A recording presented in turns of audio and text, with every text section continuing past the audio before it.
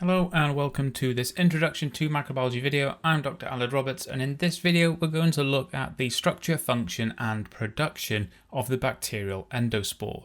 And so one of the first questions we're going to ask ourselves is, what is this? Well, bacterial endospores are highly differentiated dormant cells designed for survival, and unlike vegetative cells, they can withstand extreme environmental conditions. So things such as extreme heat, such as boiling water, harmful radiation, such as ultraviolet light, desiccation, which is a prolonged period of dryness, starvation, which is a prolonged period without nutrients, and they can even help with exposure to harmful chemicals such as antibiotics. Now, bacterial endospores are different to some other spores, such as fungal spores, in that they are solely for survival and act as a dormant stage within the bacterial cell cycle. This means when conditions improve, endospores can germinate back into a standard vegetative cell. Now, interestingly, it is thought that they can remain in this dormant state for hundreds, if not thousands of years. Now, not all bacterial species are able to produce endospores. Currently, only 2 gram-positive orders are known to produce them, and those are the Clostridiales and Bacillales. Now, the best studied spore formers are various Clostridium species and Bacillus species, such as Clostridium perfringens, Botulinum, difficile, and tetani. Then we have our Bacillus species such as Anthracis, Subtilis, and Sirius. Now, endospores can develop in different locations within a bacterial cell, which can help in identifying specific species. They may form at the terminal end of the cell, near the middle as a subterminal spore, or centrally within the cell, and the exact location is dependent upon the species of bacteria, making it a useful diagnostic tool in microbiology. So here we can see some phase contrast micrographs of the different intracellular locations for these endospores, and as you can see, they are visible with the light microscope, and typically they will appear as unstained regions within the cell, as they are impermeable to most basic microscopy stains, except for something like a specialized spore staining method. Now, endospores do have a complex multi-layered structure that provides exceptional resistance compared to vegetative cells. And if we look at a transmission electron micrograph of spores from Bacillus megaterium, we can start to uncover its structure. And so at the center of the endospore is the core. Now, during the spore forming process, the concentration of calcium ions increases and dipicolinic acid is produced. Now, these two complement together and bind water, dehydrating the cytoplasm to anywhere between 10 and 25% of its original content. Now, the dipicolinic acid calcium complex, which forms around 10% of the spore's dry weight, is also able to insert itself between the nitrogenous bases of DNA, stabilizing it against heat denaturation. In addition to this, other proteins also help, and so during the formation of the endospore, levels of small acid soluble proteins, or SASPs for short, also bind to DNA and condense the genome, protecting it from UV radiation, harsh chemicals, desiccation, and thermal denaturation. Now, in addition to all of this, the dehydration process helps to inactivate various proteins in such a way that their activity is lowered without being denatured, and so whilst the endospore can't use them, they will be available when the cell returns to a vegetative state. And finally, dehydration greatly helps with the general resistance properties of the endospore to things like heat and chemicals. And so the core and how it forms is key to the resistive nature of endospores. Now, the contents of the core need protecting, and several layers contribute to this. First, we have the inner membrane that encases the core and essentially forms a selectively permeable barrier that protects the core against harmful chemicals. In addition to this, there are a number of receptors embedded within the membrane which detect environmental signals, triggering germination and a return to the vegetative state if conditions are favourable. Outside the inner membrane is the cortex. Now this is composed of a thick peptidoglycan layer which helps dehydrate the core by allowing water to move out and preventing the uptake of new water molecules. Next, outside of the cortex is the outer spore membrane, which further shields the spore from external stress by regulating permeability to small molecules and helping to increase resistance against chemicals and enzymatic degradation. Then we have the endospore coat, which is a multi-layered protein shell that provides resistance to chemicals, enzymes and physical damage by blocking harmful agents from entering the core, whilst also helping to degrade reactive molecules before they reach the inner layers of the spore. And finally, some spores have what we call an exosporium, which is a thin and flexible additional layer composed primarily of glycoproteins, lipids and carbohydrates. Its function is to facilitate environmental interactions, including adherence to services, immune system evasion, and host pathogen interactions. Now, despite being environmentally facing, it does not significantly contribute to the spore's extreme resistance. However, it can influence spore hydrophobicity, germination, and pathogenicity.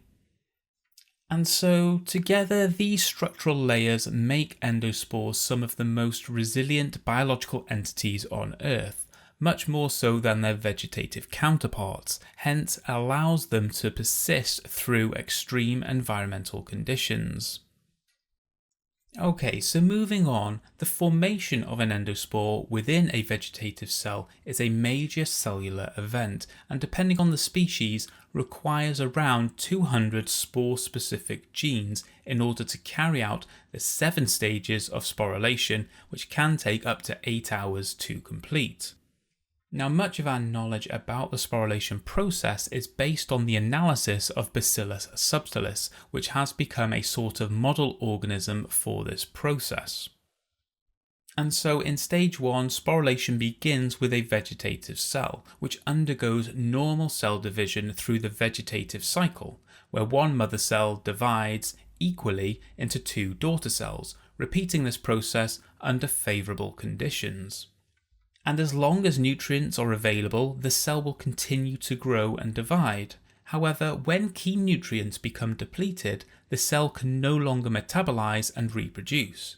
At this critical point, the only survival strategy is to initiate the sporulation process, marking the transition to stage 2. And so if we zoom in, during stage 2 of the sporulation process, the vegetative cell undergoes asymmetric cell division, producing a smaller forespore and a larger mother cell. This marks the point of commitment to sporulation, meaning the process is now irreversible as the septum forms, partitioning the forespore from the mother cell. Now, the forespore contains a complete copy of the bacterial chromosome but has significantly less cytoplasm than the mother cell, and each of these have distinctly different densities. Now, with the completion of asymmetric division, we move on to stage 3. This is where the mother cell engulfs the forespore, fully enclosing it within its cytoplasm. Now, this process is very similar to the phagocytosis process that you might have heard about, where the forespore is surrounded by the mother cell membrane, creating a sort of double membrane structure, and as a result, the septum partially degrades, allowing further development of the spore. And so the inner spore membrane originates from the forespore's original cell membrane, while the outer spore membrane is derived from the engulfing mother cell membrane. These membranes provide a crucial foundation for the protective layers that will develop in later stages. And so as we transition into stage 4, this is where the developing spore starts forming its protective layers, increasing its resistance to environmental stress. And so the cortex is synthesized between the inner and outer spore membranes, consisting of loosely cross-linked peptidoglycan, and starting to dehydrate the core of the spore as water is removed. Next, the spore coat is assembled outside of the outer spore membrane. This is composed of multiple protein layers which are secreted by the mother cell and are progressively deposited around the forespore. And so with these protective structures in place, the process moves into stage 5. And this kind of feels like a final stage despite there being 2 more. And that is because this is where the developing endospore undergoes maturation, finalizing its resistance properties. Now this involves further dehydration of the spore core, making it metabolically inactive. The spore also accumulates calcium ions from the mother cell, along with dipicolinic acid and small acid-soluble proteins, all of which work together to help defend the spore from environmental stresses. And so now that the spore is fully mature, it is ready for the final stages of sporulation. And so during stage 6 of sporulation, the fully matured endospore is released into the environment as the mother cell undergoes cell lysis. Now this process is triggered by the activation of autolytic enzymes, which break down the mother cell's peptidoglycan and membrane structures, causing the cell to rupture. And so now we arrive at stage 7, which is where the mature endospore exists as a free, dormant structure fully adapted for long-term survival. Essentially at this point it's in full survival mode, capable of resisting extreme environmental conditions including high temperatures, desiccation, radiation and chemical exposure. Now as I said previously, endospores can remain in this stage for tens if not hundreds of years. That is, until the conditions become favourable again, such as the reintroduction of water and nutrients. At this point, the endospore will reactivate metabolic processes and transform back into its vegetative cell, ready to grow and divide once again. And that process is known as germination, which is the kind of opposite of sporulation, where endospores revert back to their vegetative state, and just as before, this is a major cellular event.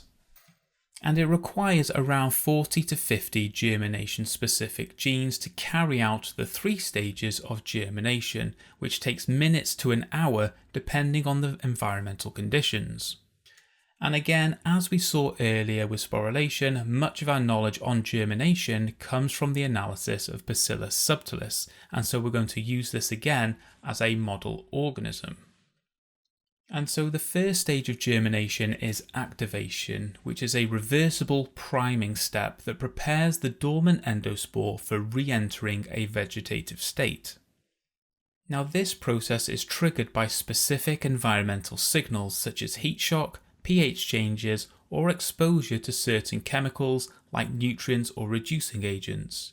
And during activation, the spore remains dormant but becomes more metabolically sensitive to germination signals. This essentially ensures that the endospore does not prematurely germinate under unstable conditions, allowing it to wait for a truly favourable environment. Now once it is fully activated, the spore moves into stage 2, and this is where the endospore undergoes an irreversible commitment to vegetative growth. And so germination receptors on the spore surface detect key nutrients, signalling that conditions are favourable, which has a number of effects as it transitions into an active, metabolically capable state.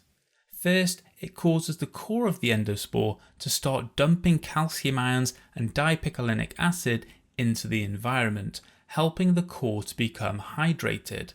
At the same time, hydration starts to activate various metabolic processes. Second, small acid-soluble proteins or SASPs are degraded, allowing DNA to return to its functional state. And finally, hydrolysis of the cortex occurs as specialized enzymes break down the spore's protective peptidoglycan layers, causing the spore to lose its resistance to heat and chemicals. And so with all of these changes complete, the spore will now move into stage 3. And this is known as the outgrowth stage, which is where the endospore fully transitions back into a vegetative cell. And so with metabolism reactivated, the cell resumes DNA replication, RNA transcription, and protein synthesis, enabling growth and division. Things like water uptake continues, and the cell will visibly swell, breaking free from the spore coat, whilst allowing the cell to regain its normal shape and function. Finally, the cell will elongate, completing its emergence from dormancy and fully returning to its vegetative state, ready to grow, divide, and resume its role in the environment. And I guess with that, we come to the end of this video. Hopefully you found the content useful, informative, and most importantly, easy to understand. Thanks for watching, and I hope you have a great day.